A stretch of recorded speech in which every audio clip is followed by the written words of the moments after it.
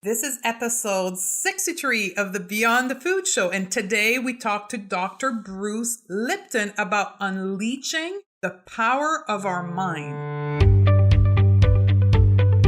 My name is Stephanie Dodier, and I'm a clinical nutritionist. At 35, I was struck with severe anxiety, panic attack, and obesity, and my health completely collapsed. I needed solution, and the journey began. Each episode of the Beyond the Food Show, we bring you an expert or a message to help you achieve your health goal, unlock your self-confidence, and live a better life. This episode of the Beyond the Food Show is brought to you by Crush Your Craving program. This is the place where I have packed everything that I did to transform my life. This is my program. This is my group coaching program. This is where you're going to find all the tools, all the concept I had to learn in one place. It's a 6 weeks e-course online with 19 teaching videos, dozens of handouts and guides, and a weekly coaching call and Q&A with me. You're going to learn how to stop your sugar craving, how to reverse your emotional eating to benefit you and achieve the life of your dream. We learned the concept of awareness, which is going to lead you to more mindful eating and stopping those behavior of overeating, which leads to weight gain. We're going to learn how to mindfully eat. We're going to learn how to journal to help ourselves achieve our goal. And most importantly, we're going to learn to detox both physically, emotionally as well. And I want to throw in a little bit of knowledge on supplementation as well. This is built around a 30-day challenge that will help you to crush your sugar craving once and for all and learn to eat for the rest of your life and customize your diet for what you and your body feels the best in. We're talking about total health here. We're talking about digestion. You're going to learn about hormonal health, blood sugar, food sensitivity, and you're going to have access to me daily within our Crush Your Craving community so I can answer all your questions along the way. You're going to have lifetime access to the material and your satisfaction is guaranteed. So if this sounds right for you and you are ready to feel secure and confident and have the skills you need to change your relationship to food and to yourself permanently for the rest of your life, then come and join us and you can register for our waiting list. The doors are about to open and special pricing will be given to people on the wait list first. And we're about half full already on the waiting list because there is a maximum amount of client that can access this program. So join us at stephaniedodier.com/crushyourcraving and register on the waiting list. Now, today's episode of the podcast, we're talking to Dr. Bruce Lipton about how we can unleash the power of our mind, change our core belief, and finally make the change that we want in our life. For those of you that are familiar, we're going to talk about the subconscious mind. But Dr. Lipton is going to teach us all of that in that next hour. This interview is a dream for me because I've been following Dr. Lipton with his research and his teaching and applying them in my own life. And that is part of the reason why I was able to change my life as I changed my core belief that were making me repeat the same pattern on and on and on because of his teaching. So I have been waiting 6 months to get this interview with Dr. Lipton. This is a special gift that I'm giving you that has the potential truly to change your life for the better. Now, we've just ended the Crave Cure series. And for those of you who may be the first time listening to us, we just did for the month of May 2017 an entire series on craving, food craving, sugar craving, emotional eating. We looked at 10 different root causes of those craving. And now we're moving into how to make those changes that we need to in our life. So if you want to access that series, go to the show note at stephaniedodier.com/063 and you will have the link for the Crave Cure series. And this episode with Dr. Lipton is the perfect follow-up to this series so you can change those behaviors that you know cause you to crave. Are you ready? Let's do this. Our guest today is a pioneer in the new biology and is an internationally recognized leader in bridging science and spirit. A cell biologist by training, Bruce was on the faculty of University of Wisconsin School of Medicine and later performed groundbreaking stem cells research at Stanford University. He is the best-selling author of The Biology of Belief and received 2009 prestigious Gaio Peace Award in honor of his scientific contribution to the world. Armani, welcome to the show, Dr. Bruce Lipton. Stephanie, I'm so happy to be here with you and with all the wonderful people in this audience, because we have some very exciting information that is self-empowering. So let's share it. Absolutely. And for the crowd to understand, I actually came in contact with Dr. Lipton in school at the Institute of Holistic Nutrition in the Psychology of Disease. And his book, The Biology of Belief, changed my life. It was a follow-up to a book that I read, Dr. Lipton, from Dr. Carolyn Myss, The Anatomy of the Spirit. Yes. And you came right after this, and it was like holding hand, and it literally changed my outlook on life. So thank you very much for writing this book. Well, I have to say that I'm a student of this as much as anybody else is a student of it. And the information that I saw in the research changed my life so much that I actually had to leave the medical school at the University of Wisconsin because my research conflicted with the data I was teaching medical students. At that time, we were teaching medical students the fact that genes control our lives. It was a belief called genetic determinism. That belief basically says the genes turn on and off and regulate their activity, and you have no control over that. So if you have a cancer gene, which they don't exist, but if you had a cancer gene, then the idea is that cancer would happen irregardless of what you did. It would be the genes that were causing that. This belief in genetic determinism is unfortunately a belief that turns people into victims, meaning if genes control your life and you don't control the genes, then all of a sudden your life is not in your control anymore. It's based on your heredity. So you look at your family and you go, oh my God, there's Alzheimer's, diabetes, cardiovascular disease. And it's like, oh, I received the genes for that. And they're going to turn on and off regardless of what I do. So I am a victim of my heredity. That's the belief. And when we teach victimization, what we're teaching is powerless. People are powerless over their own lives. A disease happens to you, you happen to be the victim. That's it. My research, in contrast, revealed a completely different understanding about genetics, okay? Yeah. It actually, the research I did in 1970 was a precursor of a new science that was actually established in 1990. So I was like 20 years ahead of the curve, and the new science is called epigenetics. So just to get it off the ground, let's define the difference. Yes, please. When you say genetics, or specifically genetic control, what we're saying is control by genes, okay? And that's with the belief where we are victims of our heredity. The genes are going to control us, period, okay? And I say, well, what's the new science called? It's called epigenetics. And I go, well, it sounds exactly the same, epigenetics. I go, oh, yeah, but it's a revolution. It's a revolution for this very simple reason. Epi means above. So when I say genetic control, old story, that means control by genes. New story, epigenetic control. I go, epi means above, so epigenetic control literally means control above the genes. And all of a sudden I say, well, what is it that is above the genes and controlling genes? I go, well, the environment is primary in influencing genetic activity. And more importantly, when it comes especially to higher organisms like humans, our perception of the environment is primary. So I say, well, why is that relevant? I say, well, if the environment and perception control evolution and genetics, well, we're the ones that can determine the environment. We're the ones that determine our perceptions. And all of a sudden I say, well, if I change my perceptions or I change my environment, then I'm changing my genetic activity.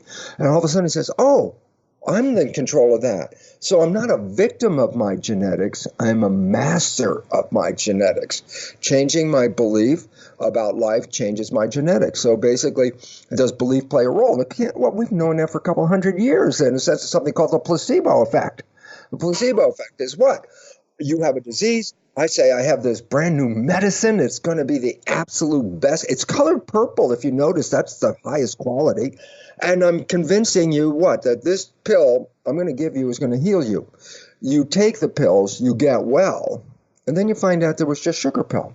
And so then all of a sudden it comes down to a very simple point. I said, well, then where did the healing come from? Because obviously a sugar pill didn't do healing. I said, no, it was the perception or the belief that resulted in healing, not the pill. That was blank. It was sugar.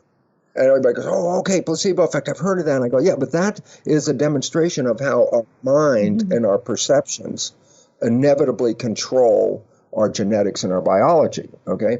So this becomes totally important because rather than perceiving yourself as a victim, and it is based on our perception, all I have to say is, what if I have a negative perception?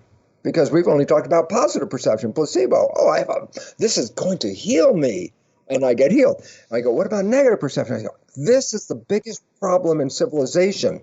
And that is we have discounted negative perception. Says, oh, well, that's just a negative belief. I go, no. Perception, be it positive or negative, is what controls genes. Positive perceptions responsible for what is called placebo effect can heal you just because you believe it. The negative belief is equally powerful in controlling genetics. But rather than a negative belief promoting health, a negative belief can create any disease and even death. And all of a sudden I say, then we better be cautious of our negative beliefs. I go, more than cautious, you better recognize your negative beliefs are instrumental in selecting your genetic activity. And that if you want to change your genetic activity, you then don't look at physically changing it. Oh, let me go to a doctor and get my genes changed. I go, no, that's not how you change genes. You change genes by changing your perception, your belief, and your attitude. And I say, how powerful is that perception? Just to give a simple example, I say, I could hypnotize a person, and I'm going to say, I'm going to touch you with a burning cigarette. And I take my finger and I just touch them with my finger. But in their hypnotic state, they think, oh, that's a burning cigarette. And I go, and what was the consequence? I say, within a couple of minutes, most people will end up with a blister. I said, how did the blister happen? I didn't burn you with my finger. I said, no. The belief of the mind translated the finger into a cigarette.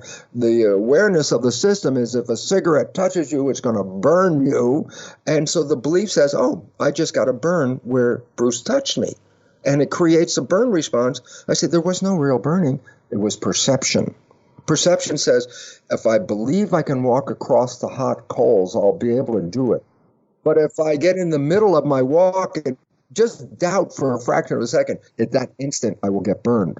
So basically it says the power of this belief is so profoundly important because it shapes our lives. And this is why when we look at issues in our life, we have had a tendency over the years, conventional medicine, oh, there's something wrong with your biology, then there's something wrong with your genetics or your biochemistry, and that drugs and chemistry and is going to fix this thing. And it goes, oh my God, this is completely wrong.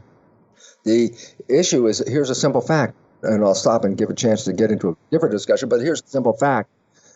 Less than 1% of disease is due to genetics.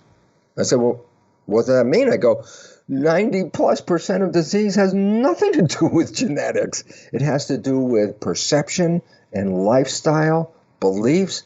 And I say, yeah, but isn't it great? Because those are the things I can change.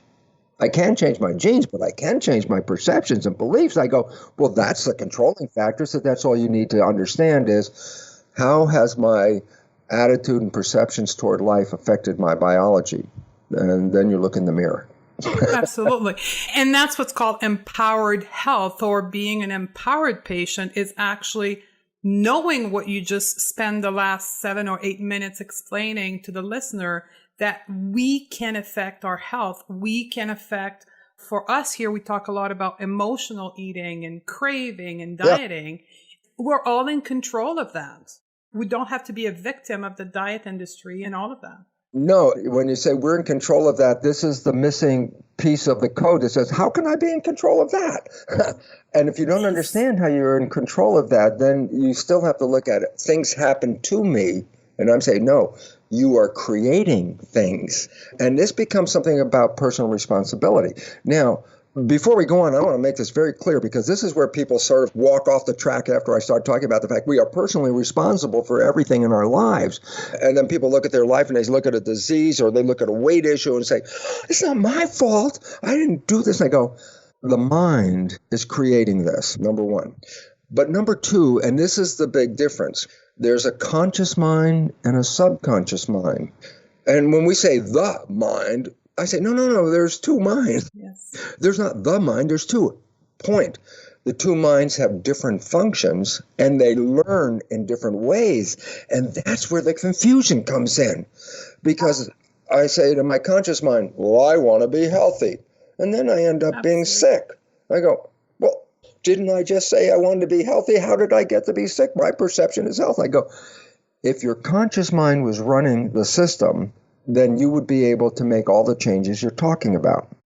But science has recognized that 95% of our life is not coming from the conscious mind, the creative mind, the one that's connected to your personal identity. Your spirituality is associated with the conscious mind, which is a part of brain tissue just behind your forehead. It's specifically the prefrontal cortex is where this consciousness arises from.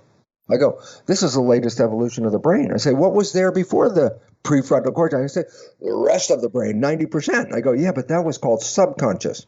And I say, what's the difference? The subconscious mind is a habit mind. It learns habits. People give it a lot of negative. Oh, the subconscious mind's evil. I go, no. Subconscious mind is a recording device, like an old-fashioned, like a tape recorder. I say, if I had a tape recorder in my hand, I say, is this an evil machine? It's like, no, it's just a recorder. I go, it's the programs that you record that make the difference between positive and negative life. And all of a sudden, so don't blame the subconscious. The subconscious is miraculous. I'll give you a simple example. When did you learn how to walk? Before 2? I go, did you ever have to relearn how to walk? I go, no, why? Because at that early age, once I learned how to walk, it's a habit. I never have to relearn it again. So I say, oh, wow, that's really great. Because if I had to relearn how to walk every day, I'd never have a life because I spent all day just learning how to walk and then finally learn how to walk and then go to bed, wake up and go, how do I walk? Start all over again. I say, no. Once you learn, it's a habit and it operates unconsciously, subconsciously. Okay. So what I'm going to continue when we get on to this discussion, and I start to talk about that we are personally responsible for the characters of our life. Initially, when people hear that, they go, I'm responsible for my cancer. I'm responsible for my heart attack. I'm responsible for my weight issue. I go, yes. And then immediately people go, I can't accept that responsibility because it's associated with, and these are very critical words, shame, guilt, blame, victim. Okay, and I say, people invoke this. As soon as I say we're personally responsible, then the idea of shame, guilt, blame, victim comes in and go, no, I can't accept that I'm responsible. Punishment. And I go, let me clear this up because this is the most important part to make the next step, and that is this. Those words, very heavy weighted words, blame, shame, victim, guilt. I go, you have to understand what the meaning of those words are. And they're based on this. The meaning is, I know how to do something, and regardless of my knowledge of how it works, I choose to do something different. I know how to stay healthy, but I choose to eat at McDonald's. I go, okay. And I go, well, if you know how to do something and you knowingly choose not to do it, then I would use the words blame, guilt, victim. You're guilty of eating at McDonald's because you know better. But then this is the part that I want people to understand. The information we're going to talk about is not common knowledge. So all of a sudden I say, we are creating this, but you don't know it. And if you don't know it, then I cannot use the words you are guilty.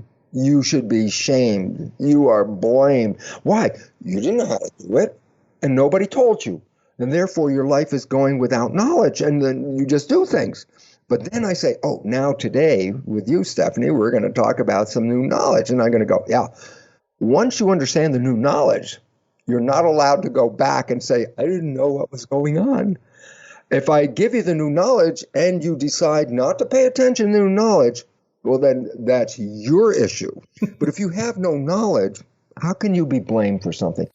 How can you have shame for something you didn't even know there was shame associated with it? Nobody told me. So how do I know? So this is an important point in our presentation, you and I, is that for the audience to recognize this, if you don't understand this new science, then you cannot be guilty or blamed for the consequences of what happened if you had no awareness. Absolutely. You know, I say, hey, Stephanie, take my car and drive to town. And you get in the car and say, oh, Bruce, it's a standard shift. I don't know how to drive. And I say, I don't care. Just take the car and go to town.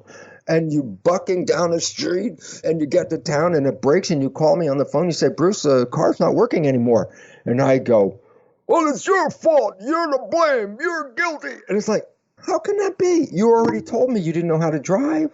And I said, go ahead and drive. It's my fault because I didn't tell you. So issues of disease, issues as basic as overweight are due to processes and mechanisms that up to now you had no awareness of.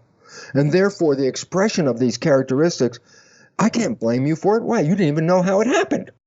Absolutely. And that's what's so critical for all the listener to understand is the information and the science that Dr. Lipton is sharing with you is not common knowledge. It's not what we're hearing on social media or on television, because conventional medicine is what we're hearing, and it's about being a victim. It's about being dependent of medicine, dependent of diet pills and diets. And what the whole podcast is about going beyond the food. It's about going where Bruce is teaching us right now. So subconscious and conscious mind is a basic knowledge that will layer your ability to change your relationship to food. Now I want to get into the subconscious mind and how do we fill up our subconscious mind? Where does it come from, the information that's there? Okay. The subconscious mind, I said, is primarily a habit mind, habitual behavior, whatever it is, walking, swimming, driving a car. Once you learn how to do something, it becomes a pattern. You don't have to relearn it again. So God bless the subconscious. It allows me not to have to learn every day everything I already once learned. I could repeat it. So I say, so the habits that we acquire are in the subconscious. I say, okay, and the difference between the two, subconscious is habit. Conscious is creative, meaning if you're operating from the conscious mind, you say, what do you want? What's your desire? What's your wish? And I go, this is a character of the conscious mind. So a person looks in the mirror and says, oh my God, I want to lose weight. I go, where'd that decision come from? Not from the habit mind. The habit mind's not creative or thinking. It just plays the program. So the idea is I say, you want to lose weight? Oh, that's a creative wish and a creative desire. And that comes from the conscious mind. So I say, cool. So as long as I'm in the conscious mind, I have control. But I say, what is the subconscious role? I say, the subconscious is like an autopilot. It can manage everything I've ever learned how to do. Walk, talk, drive a car, ride a bicycle, cook a dinner. Once I've learned how to do it, I don't have to think about it. It's just push the button. It's a program. Okay, let's walk. Push the button. I don't even have to say let's walk. I just have to think I want to go over there. And automatically it makes it work. So I say, subconscious is automatic. It's an autopilot. And I say, where did the programs come from? I said, there are two sources of programs from the basis of the subconscious. One is experience. How did I learn how to walk? I had to damn well get up on my legs and move them and learn how to do the balance. So I learned from experience. And I go, yes, but there are other things that we learn that we have no personal experience with. I say, what? Well, attitudes, behaviors, how we deal with somebody. Let's say bigotry. You are a person born a bigot. A person acquires bigotry. I say, how do they acquire it? I say, they observe the family and the community in which they live. And I say, why should they do this? And here's the fundamental reason. With genetics, I can program a body and I can program the mechanisms, but I can't program how you're going to use it. Why? Because life changes from day to day. Evolution occurs. Civilization never stays the same. So I can't make our behaviors genetic. You automatically were programmed with behaviors. I go, no, why? Because I don't know what the future is going to require. So I have to leave it open for learning. Okay? So the idea is then genetics can provide me with a physical body and a mechanism and a machine as a robotic device. And my conscious mind is the pilot. It says, I want to go here, I want to do this, and I drive the vehicle, okay? As the pilot, if I repeat a lot of things and I say, well, God, I don't have to relearn that. I know how to walk now, so I'm just going to intend. I'm going to go over there. Automatically, the subconscious is going to do the walking. And I go, oh, so we use the habit mind as an autopilot to cover things that we're not focusing on. And I say, well, where did the programs come from? I say, the basic programs are, why do I have a habit mind? The answer is this. Genetically, I'm a machine. Prepared for any time in the history of planet Earth. I am here genetically. I can make a machine and move through the planet. But as civilization evolves, there are behaviors that are necessary to become a member of a family, to become a member of a community. These are rules. I said, where do I learn the rules? I said, well, you can give an infant a giant book with thousands of rules of how to be a functional member of a family and how to be a functional member of a community. I say, an infant can't read a book. So how's the infant going to learn thousands of rules? I say, the first 7 years, and this is critical for everyone out there, the first 7 years of your life, your brain is operating at a frequency measured by EEG, electroencephalograph, a frequency called theta. I say, what is the character of theta? I say, well, theta has a character of imagination. I said, oh, yeah, kids before 7 are living in a world of imagination and real world. So a child is riding a broom. It's a horse. To the child, it's a horse. It doesn't have to even look like a broom anymore. Riding on that broom changes it into a horse. The mother says to the child, give me the broom. The child's looking at the mother, what broom? This is a horse. Because in the mind of imagination, that broom is now a horse. So that's theta. But let me also say this. During that first 7 years of theta, theta is hypnosis. Basically says, how do I learn behavior? In the first 7 years, observe other people and copy their behavior. So we are programmed first to observe the mother and the father and download how they respond to life. Every stimulus and response that you observe them do is like, hypnosis. This is how my dad responded. This is how my mom responded to these stimuli. And I learned that. I learned it without even thinking. Conscious mind doesn't even work until after age 7 as a predominant force. So everything before age 7 is being downloaded without your consciousness reviewing it. So it says, well, am I downloading good things or bad things? I say, conscious has no reviews. You just download everything, good things and bad things. You have no conscious review. So I say, so I observe my parents' behavior, my siblings' behavior, and the behavior of my community. And these are going not through consciousness, but straight into subconscious hypnosis. And I say, okay, fine. After age 7, I kick in the second part of the mind called consciousness, which is creative and carries wishes, desires, aspirations. I say, now that I have a database of behavior, which I downloaded for 7 years, my consciousness can go to that database and engage the behaviors, okay? So my consciousness will essentially work off of my beliefs, which are the behaviors. Well, the problem is this. My consciousness is also capable of thinking. What does that mean? I go, wait, Stephanie, quick question. What are you doing at Monday at 2 o'clock? Look at my schedule. There's Where's an your interview. schedule? Is it in your head? In the computer.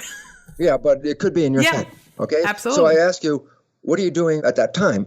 First thing is this, consciousness is not looking out here. The answer is not here. Consciousness goes inside and goes, what was it I'm doing? And you review. Yes. I say, but wait, the moment the consciousness went inside, it's not paying attention to what's happening outside. I say, yeah, but if I'm driving the car and I have a thought, my consciousness is no longer driving the car. Yeah. Am I going to crash? And I go, no, look, many of us have driven a long time and say, you got involved with a conversation with somebody, or you're so much in thought in your head that you're driving, and then all of a sudden it dawns on you, you haven't paid attention to the road for the last 5 minutes. Consciously. I go, yeah, because your consciousness was engaged with thinking. I say, yeah, but the car has been driving for 5 minutes. I say, who drove the car? I go, the subconscious. It knows how to drive the car. It's a habit. You know, and it's 1,000,000 times more powerful a computer than the conscious mind. So, in fact, if you're about to go into an accident and your car is skidding, guess what? You shut off consciousness and then go to immediate subconscious response because it's fast, super fast, no thinking, boom. Consciousness. I can imagine you're driving and the car goes out of control and you're in control of just conscious mind. This is what it'd be like. Oh, I say, oh, well, you're in trouble now. Okay. I say, what happens when the moment you're driving, it goes out of control? Boom, automatic, hitting the brakes and turning the wheel, not thinking. So it's very fast. Okay. And so I say, okay, here's the point. You control your life with your mind. There are two parts to the mind. The conscious part is you spiritually, your uniqueness. That's conscious. And the subconscious is just a database of programs. There's nobody in there. It's just a database of programs. And I say, when we're operating from the conscious mind, we have our hands on the wheel. This is what I want. I want to have this weight. I go, great. That's my creative wish and my desire. And then I go, and how much of the time, and this is the factor, how much of the time does an average person spend thinking? And I say, why? Because if they're thinking, by definition, the autopilot is taken over. Mm-hmm. And the answer is 95% of the day you are operating from habit. And conscious mind is engaged in thought. I say, yeah, and here's the problem. When the habit is taking it over, you as an entity don't even see the behavior. I say, why not? I said, because your conscious mind was not focusing on your behavior. It was focusing on your thought. What am I doing on Tuesday? I'm not looking at my feet moving or my car driving. I'm inside. So I go, then the problem is when you defer to the autopilot, you're deferring because conscious mind is preoccupied. And when the autopilot is playing the habit program, you're the one that doesn't see it because your conscious mind is engaged. So I'll give a simple example. Go back to the car. We know how to drive a car. We've been driving a long time. I have a passenger in the car. We get into a discussion. We're talking and talking and talking. And then, as I said, I look out the window and for a moment I said, oh my God, I haven't paid attention to the road for the last 5 minutes. Here's the critical part. I ask, well, what did you talk about during the discussion? I go, oh, we talked about this and this and this and this. I go, then I ask, and tell me what happened on the road during that 5 minutes. And you go, I don't know. I was involved in the discussion. I go, that's the point. When the conscious mind's engaged and the subconscious kicks in, the behavior played by the subconscious is not observed by the conscious because it's busy. So then when I give my lectures, and this is fundamentally the most profound thing right here, I give people a story and I say, perhaps when you were growing up, you were close to a friend and you knew your friend's behavior very, very well. And I say, and you also knew your friend's parent. And one day you recognize that your friend has the exact same behavior as the parent. And you get so excited. You can't wait to say, hey, Bill, you're just like your dad. Back away from Bill. Bill's the first one to go ballistic. How the hell can you compare me to my dad? And everyone in the audience laughs. I go, because it's a familiar experience. I go, but it's the most profound lesson. And what is the lesson? The answer is this. Everyone else can see that Bill behaves like his dad. The only one who doesn't see it is Bill. The reason why is he got the behavior from observing his father in the first 7 years. He plays that behavior only when his conscious mind is previously engaged, and he pulls up that behavior. He's playing his father's behavior, but simultaneously he's not observing it because he's busy consciously doing something else. So Bill gets upset that people say you're like your dad because he doesn't see he's like his dad. Absolutely. But occasionally, I just want to add this because the fun part is occasionally, all of a sudden we get a glimpse. Oh my God, I was just acting like my mom. Oh, oh my God. And that only happens occasionally. But the fact is, it's happening 95% of the day.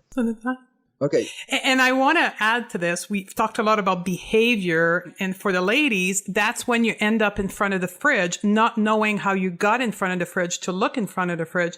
That's subconscious behavior. That's a great example for us to look at. But I want to talk about belief because the book, The Biology of Belief, our belief are also subconsciously and primarily learned in our youth. Am I correct Absolutely. to say this? The programs we acquire of how to deal with life, by definition, are beliefs. This is how you do it. Oh, okay. It's a belief. This is how I get dressed. I put my socks on before I put my shoes on. You know, it's more than a belief because in some level it's a practical reality too, but it's still a belief. You had to learn that. You didn't come with that knowledge, so you had to learn it. So many of our beliefs are very practical and real, and many of our beliefs are made up. I gave the example of bigotry. Bigotry is not a genetic inherited process. Bigotry is a belief system. A child can learn bigotry. Let's say the parents, we don't like these people. The kid's sitting in there recording, I don't like these people. The kid doesn't even know these people. He's never even seen one of these people. But guess what? The download is, if I ever see one of these people, I know I don't like them. I go, you never even met these people. I go, yeah, but your program will automatically do that. And it's not you, it's the program, okay? So when we have programs, and this is the part, so let's get to the weight issue. The weight issue is not a conscious-driven process. Yeah, the weight issue is subconscious.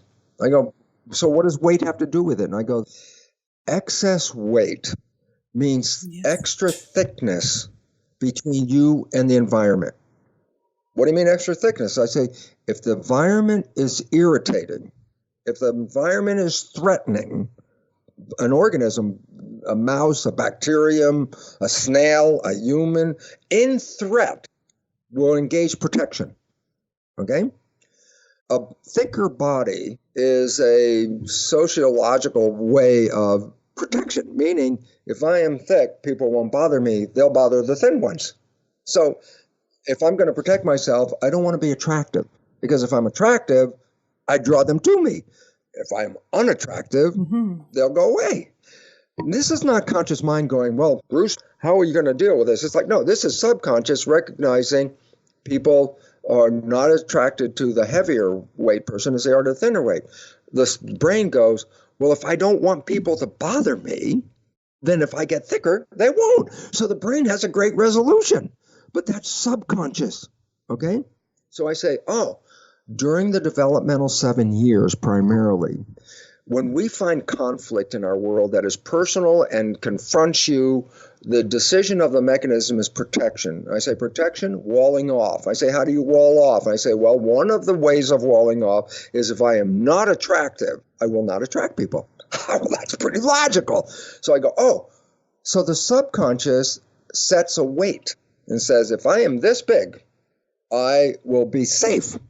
Okay? And I go, well, this is a habit in the subconscious. It's not you. You're the conscious mind. That's just a program. I say, now the conscious mind looks in the mirror and goes, I don't like that weight. I go, fine. It's a creative mind. It's got wishes and desires. You want to change it? That's your wish and your desire. I go, okay, how much of the day is the conscious mind with the wish and desire to lose weight operating? I say 5%. I say that. What about the other 95? I say, subconscious controlling it. I say, what's the subconscious program? It's got a weight fixed. It's fixed. It says, this weight protects me.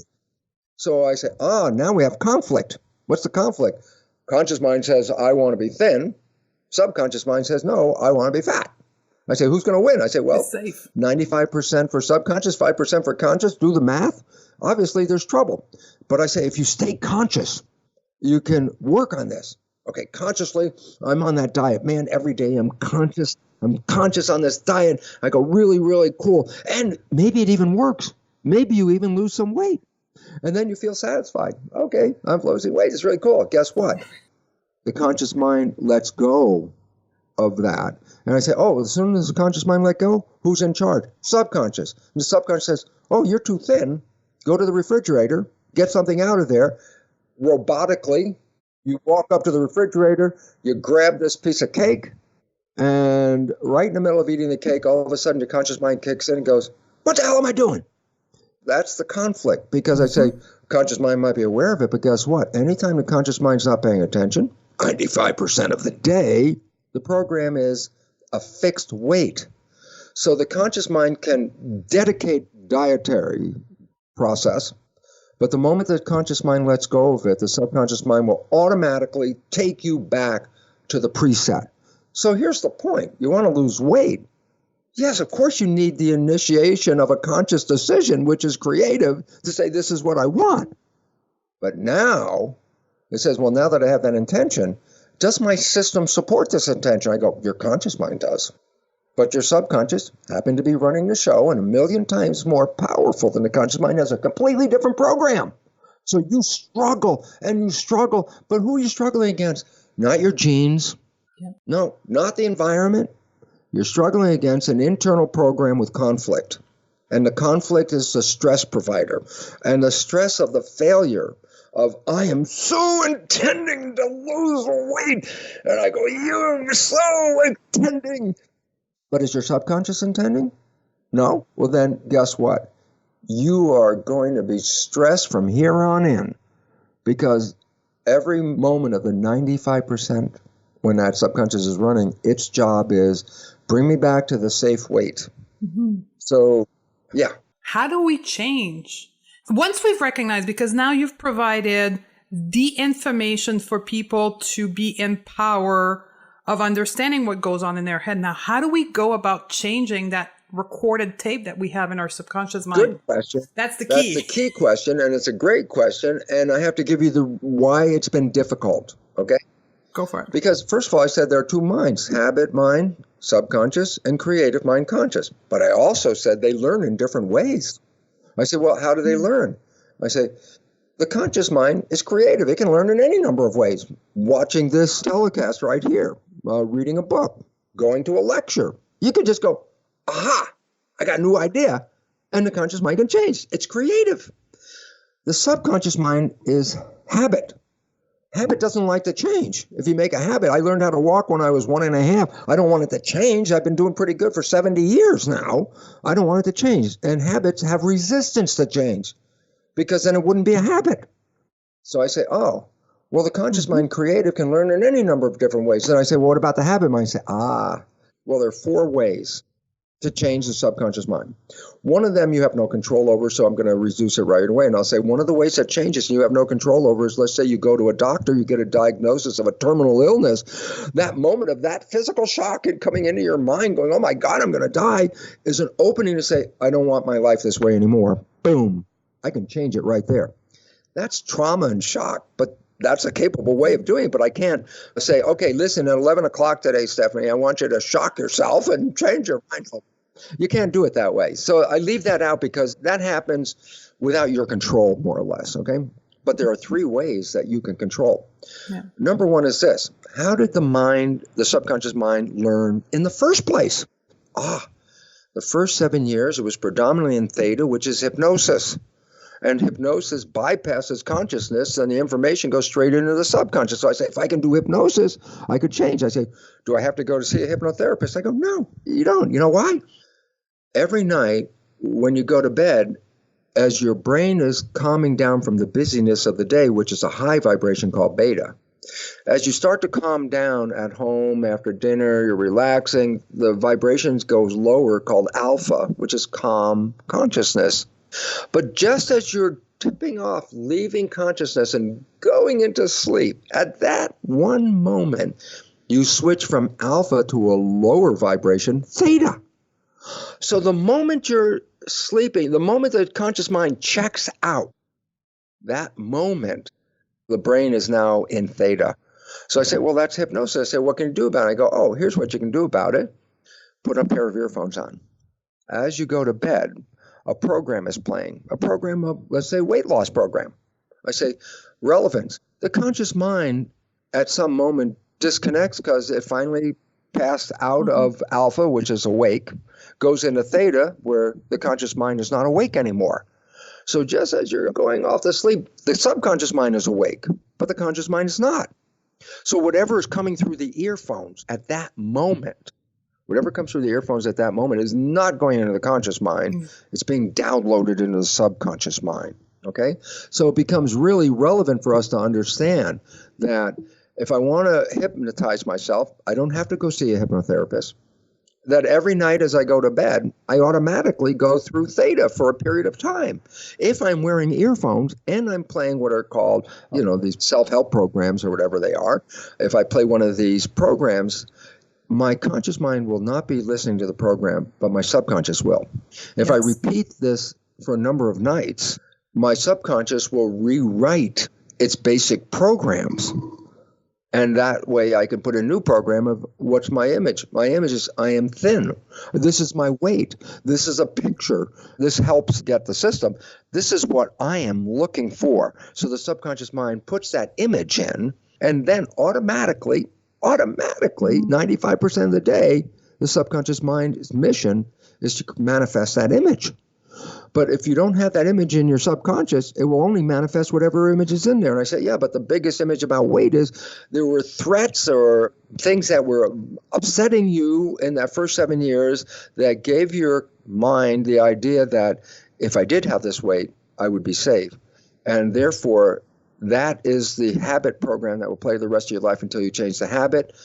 Hypnosis, it's called auto-hypnosis, self-hypnosis, is one of the ways of installing new programs, number one. But then you say, wait, but that theta hypnosis phase of my development lasted until age 7. But I still learned habits after age 7. I know how to drive the car. I know the multiplication table. I know how to do this and that. These are automatic. I say, well, how'd you learn them after age 7? I go, habituation. I repeated the process over and over and over. I'll give you a simple example. We learn the alphabet A to Z. Okay. And I go, how did you learn that? I go, well, I started a little bit at a time. A, B, C, D. Oops. E. A, B, C, D, E, F. Okay. And I repeated. How many times did you repeat it? I mean, you can go back.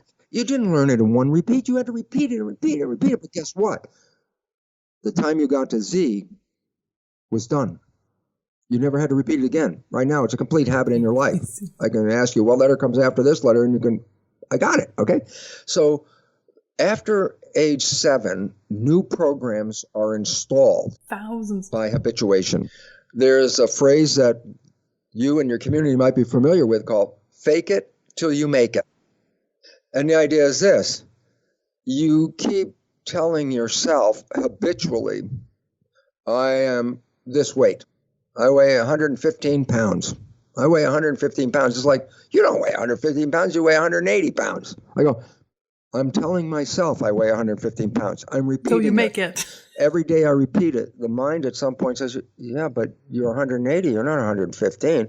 But there's a point where the repetition is so great, the mind says, I'm supposed to be 115. Guess what? I have to shed all this weight to get down. Is this a conscious decision? Absolutely not. That's the beautiful part about it.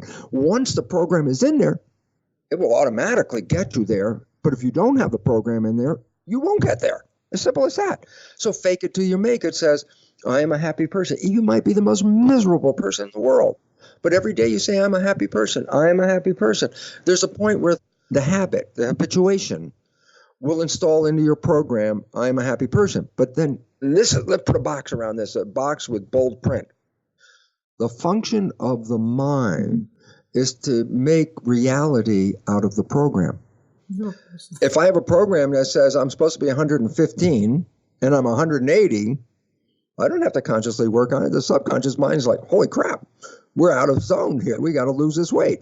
I'm not talking to Bruce in his head. I'm just going to create the behavior. Bruce is going to lose weight. Why?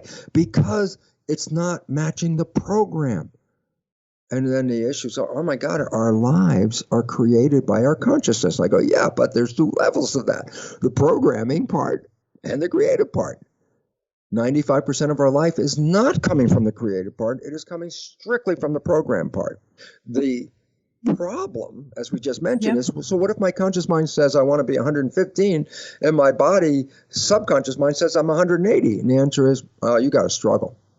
And if you fight really hard, you might be able to get to 115. But the moment you let go of that struggle, the system will preset itself back and you'll be back to 180 again. Frustrating as anything in the world can be. Why? Because it's like my intention, 115, I worked on this. Look, I'm so close. And I let go and I'm right back where I started again. And the idea is, how do you accommodate that? Mainly frustration, anger with self. What the hell is wrong with you, Lipton? You can't lose the weight, but you're stupid. Now you're mad at yourself, and you're going to start talking to yourself in very negative ways. I say, well, who are you talking to? And you say, well, I'm talking to the subconscious because the subconscious caused the problem. I go, well, here's a problem. There's nobody in the subconscious. It's a recording device. I say, using the old model, tape recorder. Let's say tape recorder's playing a program. You say, I don't like the program. So I say, okay, tell the tape recorder you don't like it. So you go up to the tape recorder and say, I don't like this program, change the program. Tape recorder still playing the program. I said, no, I told you I don't like this program. Play a different program. I said, how much talking to the tape player will it take before the program changes? The answer is, you can talk till you're blue in the face. You'll never change the program. I said, you want to change the program? Push the record button. We already talked about one record button, hypnosis. And so you can do subliminal programming with earphones on. That's one way. Number two, we mentioned was I can change the program through habituation. In other words, I must habituate a new belief system, repeat it consistently and repeatedly and faking it until I make it, until the program is installed. And once the program is installed, I'm done. Okay? So those are the two primary ways. With the acknowledgement that if there's nobody in the subconscious, yelling at yourself, getting upset with yourself, makes things worse. I'll tell you why. The subconscious is like a precocious 5-year-old. You want a 5-year-old to change the behavior? You can do it in two ways. You can yell at them and traumatize them, or you can encourage them in a positive way. When we are traumatizing ourselves with self-talk, you are only making the situation worse because that pisses off the 5-year-old. And that 5-year-old is not going to respond in a positive way to anger and yelling like that. So the whole idea is, oh my God, don't be upset with yourself because it's just a machine and you want to change the program. Now, if you understand it's a machine and it has a program, then you say, how do I change it? A, auto-hypnosis, self-hypnosis. B, habituation. Yes. Now, both these take a bit of time because you're rewriting a habit. It takes time to rewrite a habit, okay? And here's the marvelous, God bless the miracle of something called energy psychology. Energy psychology is a whole bunch of new healing modalities. And energy psychology is actually engaging a process like super learning to put a new program in. I said, what's super learning? I said, maybe you've seen somebody in a bookstore open up a book and then read the book as fast as they can move their finger down the page. Turn the page, turn the page. That's how fast they're reading it. That's super learning. I say, what if I can engage super learning? Can I download a program fast? I smile with delight because with these energy psychology modalities, you can change programs in 10 minutes or less. And these are very critical. But each one, there's many different varieties, and they all essentially engage a super learning process where a new belief can be installed in 5 or 10 minutes. Okay? It's interesting because what the old phrase is, necessity is the mother of invention. We have a necessity to take control of our lives right now because the world is spinning out of control. And if we don't take control of our own lives. So nature said, look, habituation, hypnosis, time consuming. We don't have time. Let's create a new modality, energy psychology. I have on my website, very simple, brucelipton.com. It's very simple. Under resources on that website, I have from 20 to 30 different energy psychology modalities. All of them work for the individual who likes how it works. Some of them, I don't like that one. May not be as good for you as, oh, this one sounds interesting. Pick one that sounds interesting.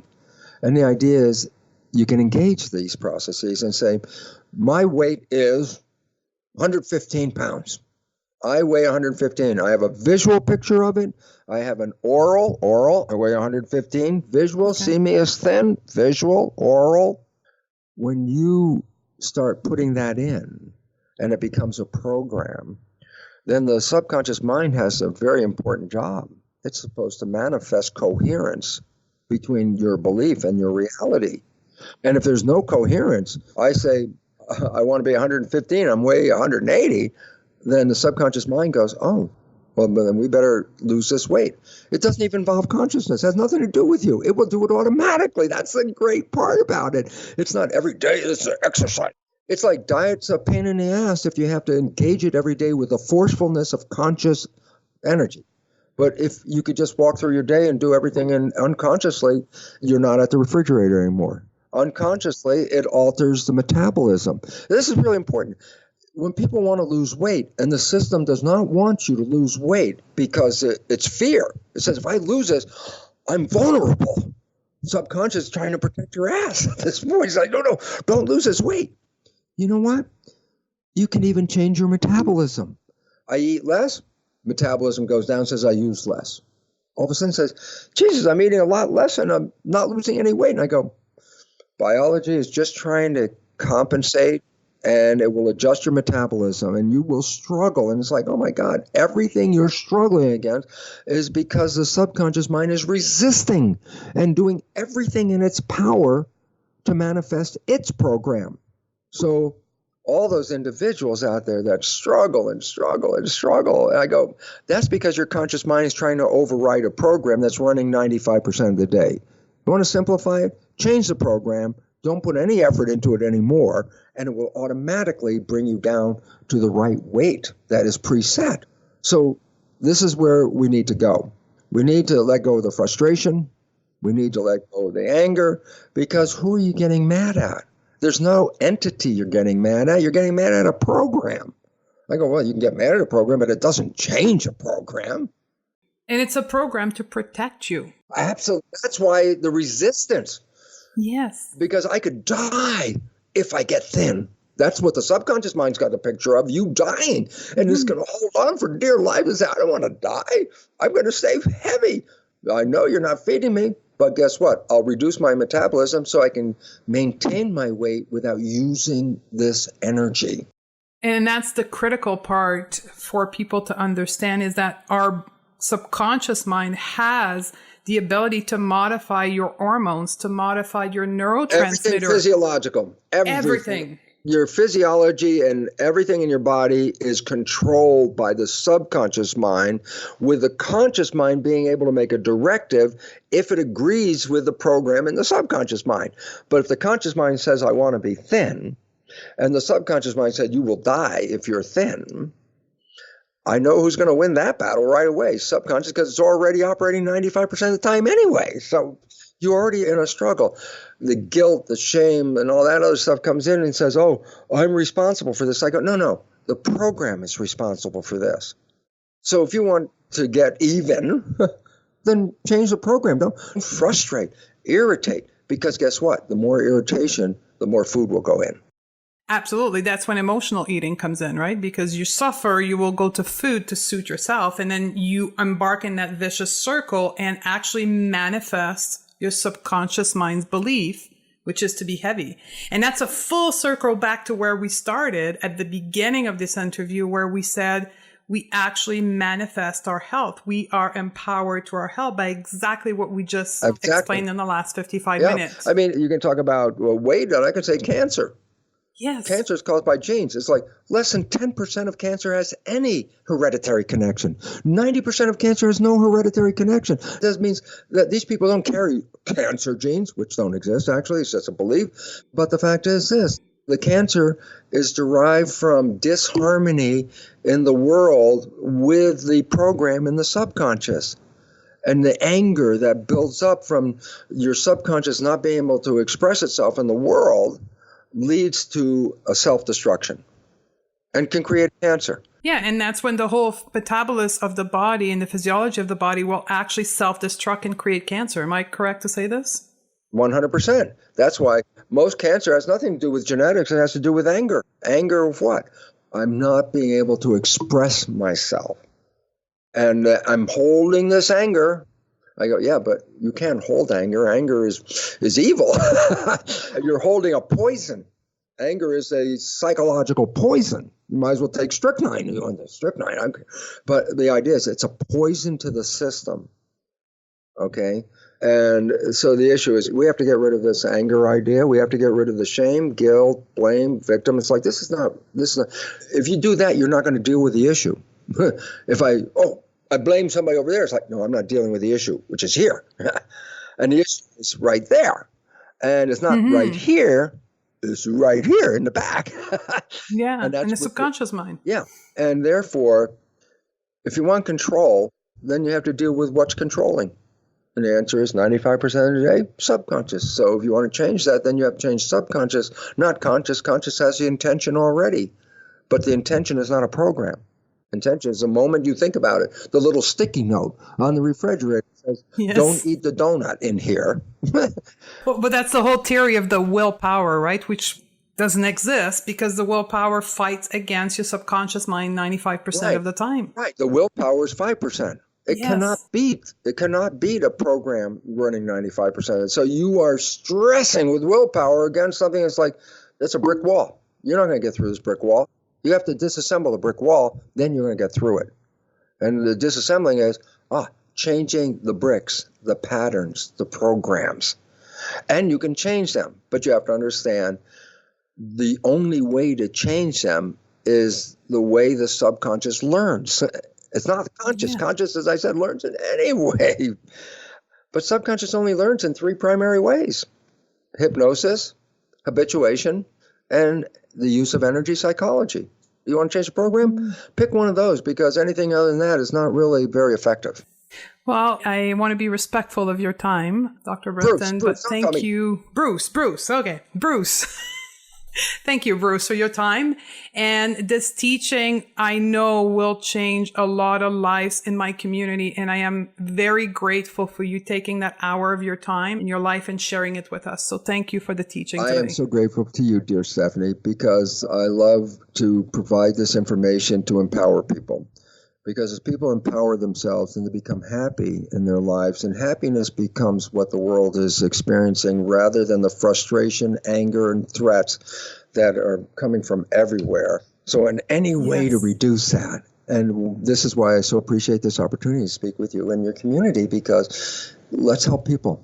Let's get happy. Yeah.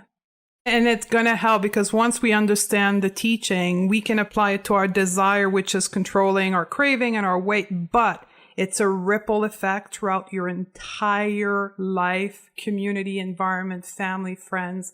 Everything will get affected by that choice you've made. Absolutely. And that heaven on earth is possible. And people do it all the time. Absolutely. But it didn't happen by accident. It happened by an intention. And then to engage that intention requires an understanding of how does my intention become a program? And then once you understand that, then God bless us, because all we have to do now is look at our lives, the things that we don't like, the way they unfold says, well, they didn't unfold because of the outside. They unfolded because of the way we did it on the inside. Everyone says, oh, let's change the world out there. I go, no. Before you change the world out there, change the world in here. And it sounds like, oh, well, that's like, new biology, new age. Yeah. And I go, no, look, we'll close with this because this is an important law. Quantum physics is the most validated of all sciences on this planet, beyond every other one. It's the most truthful science on this planet. And let me emphasize this. The foundational principle in quantum physics is that consciousness is creating the world in our experiences. That's the bottom line. Consciousness is involving the unfolding of the cosmos. Stephen Hawking even wrote a paper about how human consciousness is affecting cosmology. It affects everything, okay? And so the idea that we create our world through consciousness, while we just talked about it in the biological realm, it's even more fundamental than that, because it's in physics. Physics is totally recognized, quantum physics, is that this is a creation, and this is a collective creation for all of us. We're collectively creating this right now. Yeah. And if you want to change anything in creation, you start by changing the consciousness, because that's the source of it. See, so back to the same biology. You want to change your way, you better change the program. Absolutely. Yeah. Thank you very much, Bruce. Thank you for being with us today. And I hope to have you again so we can talk about the whole energy medicine and how our biology manifests energy, because that's a whole other topic, but I think it's going to come to later. But thank you very much for being here today. I am so in appreciation of this opportunity, Stephanie, and honored to be here with you. And I hope that at least some of the words that we said today will encourage people to seek a healthier, happier path. Absolutely. To what they want in this life, rather than fighting with anger, frustration, and just being terribly upset. We don't need to do that. Have a good day. Thank you. There you have it. I truly, from the bottom of my heart, hope that it serves you and that it's going to help you move forward. And I'm so glad you stuck around right to the end and you're still here with me. Now, if you did learn something and enjoy the show, a few things you can do to help me share this very important message. Share this episode right now from the device you're listening to, or go to my website and access the show note at stephaniedodze.com/063 and share the show notes on Facebook, on Instagram, or via email to somebody that needs to hear this message. Or you can also leave a review on iTunes via my website, stephaniedodze.com/review. As I said before, reviews are like fuel to me. So be sure to give me some feedback so I can give you what you need and get better. Now, we've got some great show coming up for you. In episode 65 of the Beyond the Food Show, we have a mentor to me, somebody that has taught me a lot and I know has reached a lot of you out there. Mr. Sean Croxton is going to come and talk to us about his new passion, which is mindset. So this is a perfect follow-up to this episode, which talked about the whole subconscious mind. The next piece is the actual tool in understanding how mindset work with Sean Croxton. Again, I'm so glad that you were able to be with us and Dr. Lipton today. And I thank you and love you, and we'll see you on the next episode. If this is your first time here, then welcome. I'm happy to have found you and that you found me. We do the Beyond the Food Show every Sunday and Thursday. Make sure to subscribe to the show so you get every episode. If you've enjoyed the show and believe that someone else would benefit from this experience, please share. It would help me spread the message and help thousands more. If you have a minute and could take a moment to review the show on iTunes with an honest review, I would absolutely appreciate it. Thank you again, and looking forward to serving you in the next episode.